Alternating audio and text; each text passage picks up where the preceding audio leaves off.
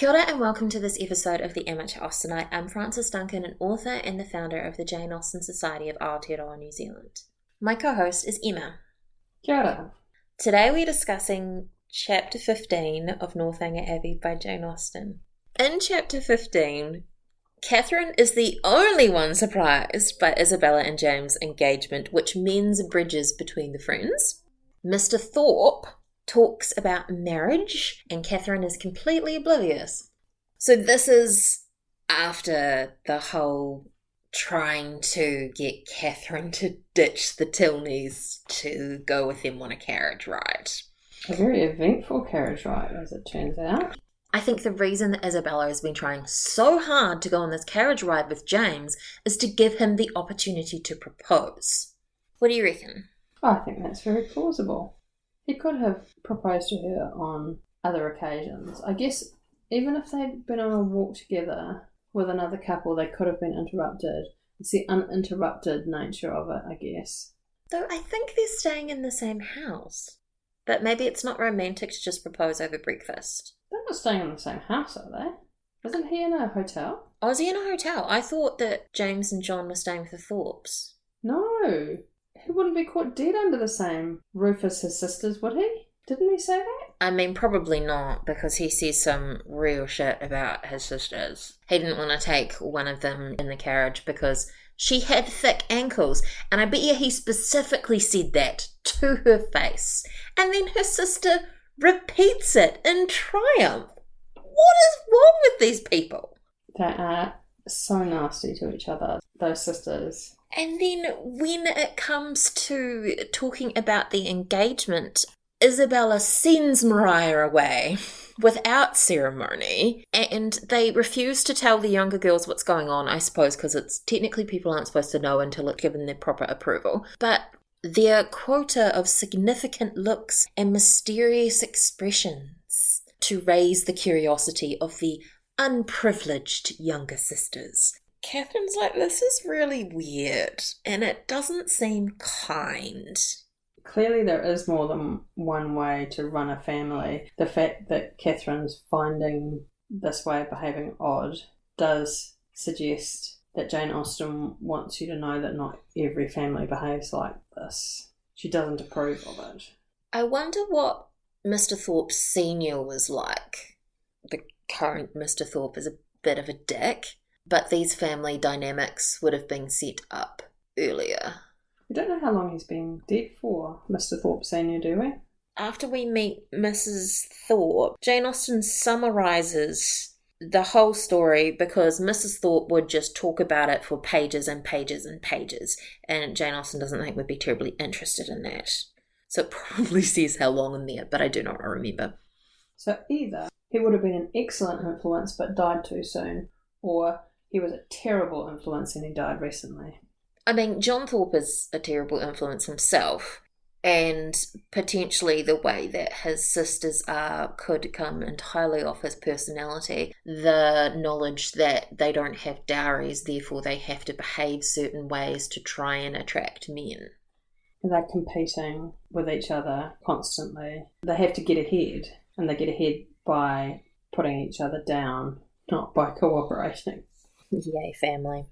So Isabella's doing her trick again. Catherine goes around to Edgar's building where they're lodging at Isabella's request. She enters the room and Isabella does her awesome trick of, "Yes, my dear Catherine, it is so indeed. Your penetration has not deceived you. Oh, that arch eye of yours, it sees through everything." So Catherine's oblivious and Isabella is making out that Catherine's discovered her secret.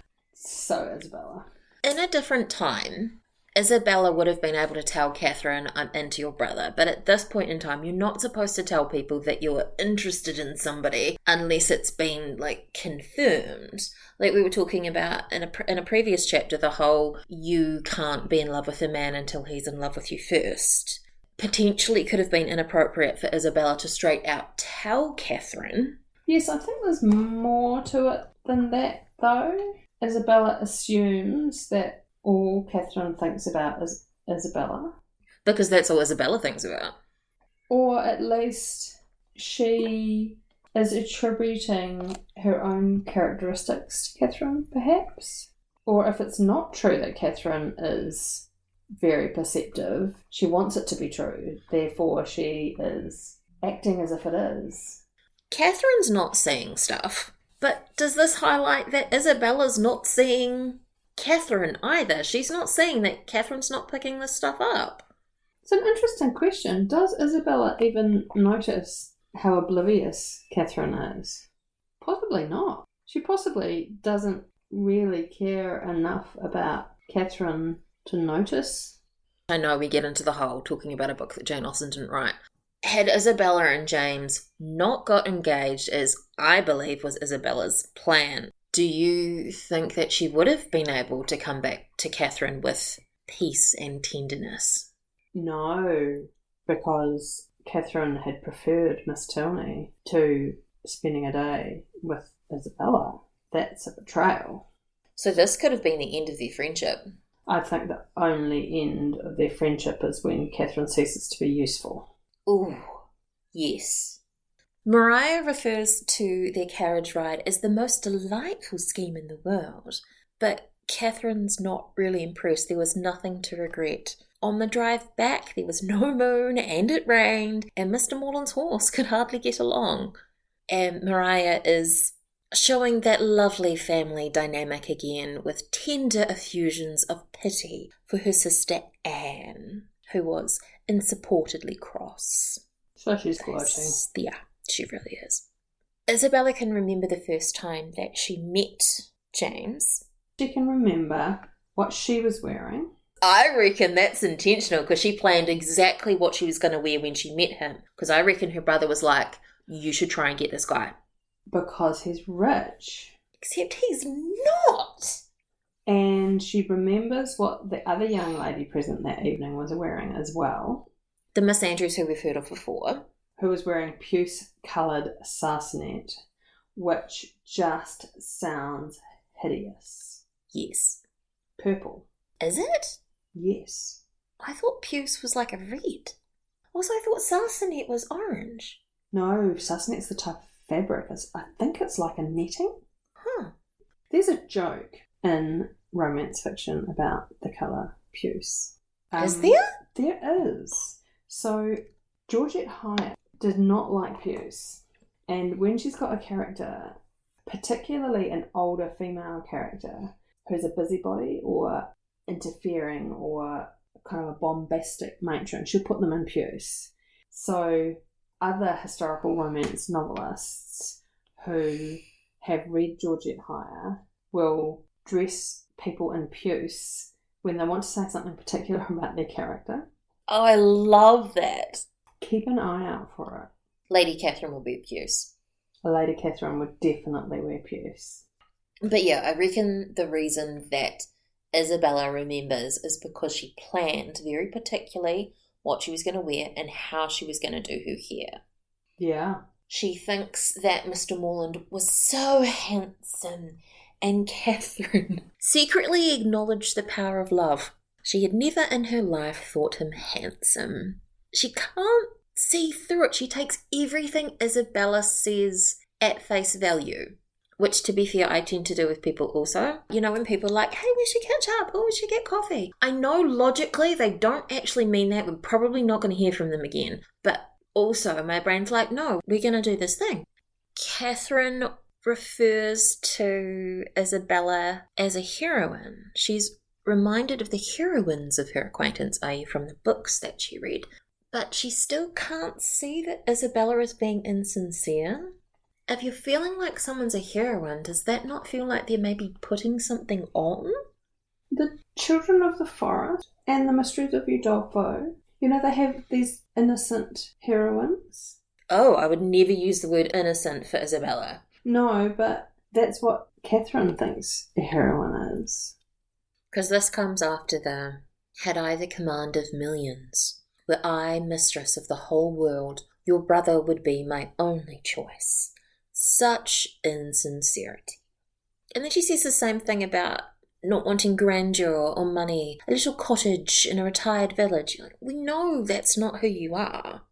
I love that, but she says she would not settle in London for the universe. There are some charming little villas about Richmond.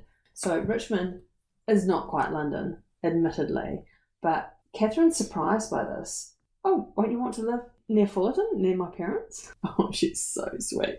You know, Richmond, that's an ambition to live in London. Disguised as a charming little villa, not quite in London. The question of the universe is interesting. When did the concept of the universe become something that a young lady would discuss in conversation? It goes with Isabella's grandiosity, though. It does, yeah. But that she has a concept of the universe? I don't think she could tell you anything about celestial bodies. Well, I bet she couldn't. But she knows the word. And it's not something you'd expect to read in an Austen novel. Universe seems like something we've only talked about since the 70s. They did get engaged. Tragically, we don't get the proposal. I'm sure it was very emotional on Isabella's part. And I'm sure she did the, are you sure? She does the thing again when he's trying to leave. She keeps saying, oh, go, go, keeping him there. The way that is phrased is so Jane Austen. Impatient for the realisation of all that he hoped at home, his adieus were not long. They would have been yet shorter had he not been frequently detained by the urgent entreaties of his fair one that he should go. Twice he was called, almost from the door, by her eagerness to have him gone. So he's going off to get his parents' permission. And at the end of the chapter, John Thorpe is doing the same thing to Catherine in a different way. He's detaining her to talk to her, and she's like, cool, I'm not really listening, I gotta go. But Isabella quickly moves from, oh, well, your parents approve of me to, also, what about my wedding gown? As one would expect. They're waiting for James to get back with permission from Fullerton, and Isabella's becoming more and more desponding as the time of reasonable expectation drew near. You know when you're waiting for something and you know the time when it could reasonably happen. I love that phrase, the time of reasonable expectation. You're making a calculation as to when you could expect this to happen. This reminds me of Captain Harville in Persuasion. You know, he's talking to Anne Elliot about how long it could take your wife to get to you. If someone's bringing you your wife and you know it's going to take a fixed number of hours, but you're secretly hoping it's going to take a shorter number of hours. That's so human, that time of reasonable expectation. I love it. Well, there's several reasons that I'm often early for things. It's kind of like that. My brain's like, we're waiting for a thing. If I'm waiting, why don't I just go now? I need to leave in 5 minutes. I need to leave in 5 minutes. Okay, let's just leave now then. Otherwise, I have 5 minutes of not being able to do anything, being completely paralysed, because I need to be doing something in 5 minutes. You're putting yourself out of your misery. It makes perfect sense. Thank you. Whereas I'm thinking, what task can I do that will take me 5 minutes? Oh, that's a 5 minute sized task. There's a look on my face which is clearly showing that that is a 10-minute sized task. Just kidding myself that I can do it in 5 minutes. See, sometimes I do that. And then I might get caught up in what I'm doing, and then my phone will go, I'm like, oh, damn, I was supposed to be leaving. So then he gets permission. There is general excitement in the Thorpe household. Isabella is so clearly thinking about how this marriage is going to improve her status. She's thinking about the gaze and admiration of every new acquaintance, the envy of her old acquaintance, having a carriage, a new name, and a brilliant exhibition of hoop rings. Also, she thinks they can have enough money to afford a carriage. John Thorpe strikes again. She wants to be Mrs. Elton. I'm coming into this little village. I am a lady, and I have all this money, and I'm cultured and better than all of you. Or Lucy Steele, cutting her old acquaintance because she's so fancy now. I think she is a lot like Lucy Steele. I think she's an early draft of Lucy Steele almost. Except Isabella is not going to cut her old acquaintance. She is going to lord it over them. True. Just before the end of the chapter, Catherine has a really awkward conversation with Mr. Thorpe. She has no idea what he's talking about, though. She says a great thing. As to most matters, there are not many that I know my own mind about. She's so clear about her ignorance, which is so refreshing. I love that too, and it comes directly after a complete delusion on John Thorpes' part. I have a notion, Miss Morland, you and I think pretty much alike on most matters. Now that's complete crap. Yep. Miss Morland does not like him. They think completely differently on all matters. And she replies, perhaps we may, but it is more than I ever thought of. But as to most matters, to say the truth, there are not many that I know my own mind about. He's deluded, and she has self-knowledge. And then they go into talking about fortune, which very clearly shows that they do not have the same thoughts about things. Because we know that John Thorpe is lying when he says, let me only have the girl I like, comfortable house over my head. Fortune is nothing. I'm sure of a good income of my own. If she had not a penny, why so much the better. Full of shit. Catherine genuinely says, if there's fortune on one side, there can be no occasion for any on the other, so long as there is enough. I hate the idea of one great fortune looking out for another, and to marry for money, I think the wickedest thing in existence. But he doesn't hear her. Also, does he think he's done something to make her want to marry him at this point? Cannot understand where he's coming from, that he thinks he would have any kind of success. Also, he and Isabella don't understand that Catherine doesn't get stuff. You need to tell it to her at face value. She doesn't get it otherwise. So he believes that she has given him explicit encouragement because he doesn't listen to a word she says. He believes what he wants to believe. So he's been talking about marriage. He's been talking about a song called Going to One Wedding Brings On Another. I would quite like to hear that song. The minute we finish recording, I'm clearly going to be searching the internet for that one. Bit of a suspicion I may not find it. Sounds delightful. But Catherine is only thinking about the fact that she's going to the Tilneys. And hello, Mr. Tilney's been here the whole time. Why does John Thorpe think that he's going to win? Oh, it's his inflated sense of self, isn't it? Yes. And also, he doesn't think much of clergymen. So why would Catherine think anything of clergymen? But he's trying to get his sister to marry a clergyman. He's trying to get his sister to marry a rich man. Ah, yes, who just happens to be a clergyman. Also, this whole idea of them living in Richmond or somewhere, like, is she not aware that he is a clergyman, therefore he needs to be near his parish? Maybe she thinks that he'll just pop off and sort his parish out on Sundays and then come back to their nice little villa in Richmond, where she is having afternoons with all the fancy ladies from London. I mean, actually, to them, they'd probably just assume he'd get a curate, but they're not aware that he's a sort of person that would actually want to be involved himself. Well, I think he would. He seems quite virtuous and to have a strong moral drive, so he's going to be a hands-on vicar, that James. And that is our discussion of Chapter 15 of Northanger Abbey by Jane Austen. I'm Frances Duncan, this has been Emma. Thank you for listening, and we wish you happy reading. You can hear him jingling in the back of every episode. Really not that good at this.